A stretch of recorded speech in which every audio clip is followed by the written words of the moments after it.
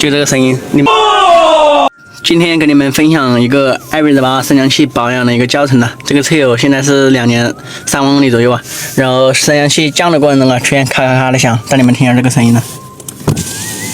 升的时候还好，降的时候还好，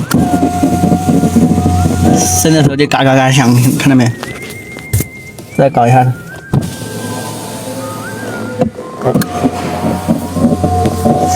就门板里面嘎嘎响啊，那边也是有的，这边好一点，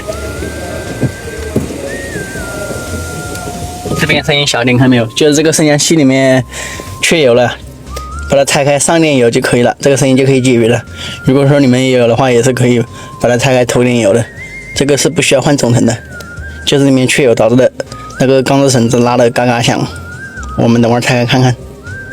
现在准备是拆这个门板了，拆开保养上油啊，拆这个小盖板，这小盖板用个小撬板从这里撬进去就可以开了。然后这里面的话还有一颗螺丝，把这个小垫子拿开，看到没有？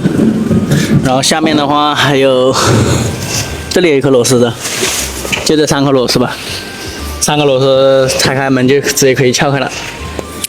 然后把这个螺丝拆开，看到没有？下面一颗螺丝再拆开，就可以直接把门板扒开了。它这个是压板的，如果说你们升降器也有这种声音的话，也是可以按照我这个方式去上油的。这里直接撬着，把这个小盖板撬开，然后直接下面强扒呀，用力扒，它就开了。不要怕，越扒不开呀，看到没有？扒开了之后，直接把门板往上抬一点，这个门板就可以出来了。门板出来之后，里面有几根线呢，分别是这个座椅开关的，2个小卡子一按，喇叭的，然后这个是氛围灯的，然后这个就是那个，这里还有一个拉线子，下面还有一个升降器开关的，一共这几个插头吧，把它取下来就可以了。给你们讲解一下这几个卡子，这卡子的话用小起子把这里拨进去啊，拨进去往外一拉就出来了，这边就是捏这里的。这边的话就捏这个喇叭的高音喇叭的，这里就捏这里的，这里也是捏这里，然后就可以全部拿下来，看到没有？现在是准备把这个拿下来，然后把升降器拿出来呀。然后这个模块的话，直接往外一抠啊，把这里拉的往外一抠，把这个拉线穿出来就可以了。然后升降器的话，这里一颗螺丝，这里一颗螺丝，这里一颗螺丝，这里一颗螺丝，把这几个螺丝拿下来之后，升降器内部有个卡扣啊。就这里有个卡扣，看到没有？这个卡扣是这样往外扒的，往外扒就可以把玻璃取下来呀。这边也有一个，带你们看一下它响的原因呢，就是这个升降器里面缺油，看到没有？就这个声音，你们搞的时候把玻璃升到半高就行了，不要搞太高啊，搞太高的话，它这个玻璃拆不下来。好，拆吧，直接把这个卡扣一抠，它这个玻璃就可以下来了。那边也是同样有个卡扣。一抠玻璃就可以抽出来了，抽出来之后把这个升降器直接给它拿下来就可以了。如果说有胶带直接把玻璃粘着，一个人搞的话可以直接把玻璃取下来，这个挡水条直接扣在上面一抠就下来了，然后把玻璃抽下来，抽下来直接再把这个升降器拆下来打油就可以了。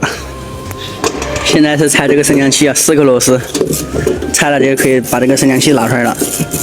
4个螺丝都拆下来，看到没有？那里还有一颗。然后5颗螺丝全部拆下来，现在就是把这个升降器给拿出来呀，拿出来把那个支架那一个位置给它涂点那个专用的润滑脂就行了，就那个润滑脂。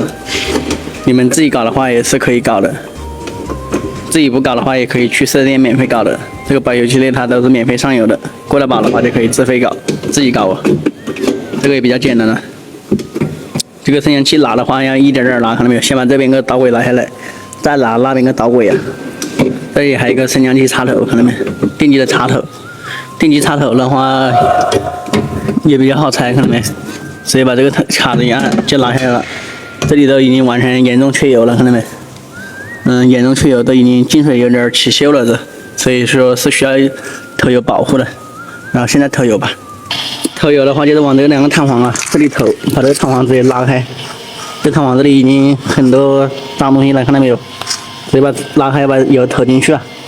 那边还有一个弹簧，投进去就可以了。一定要把它拉开呀，不拉开的话它是没有用的。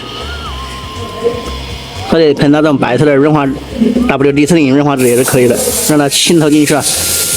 所以说这些地方涡轮部件它都是要定期上油的，不上油的话就会出现异响啊。其实异响也是不影响开的，但是有点影响心情，你知道吗？一升的时候嘎嘎响，嘎嘎响。哎，投油，就这样投就可以了。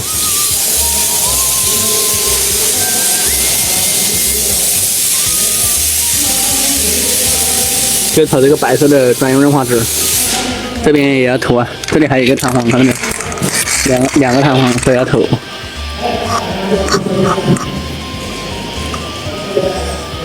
好，投。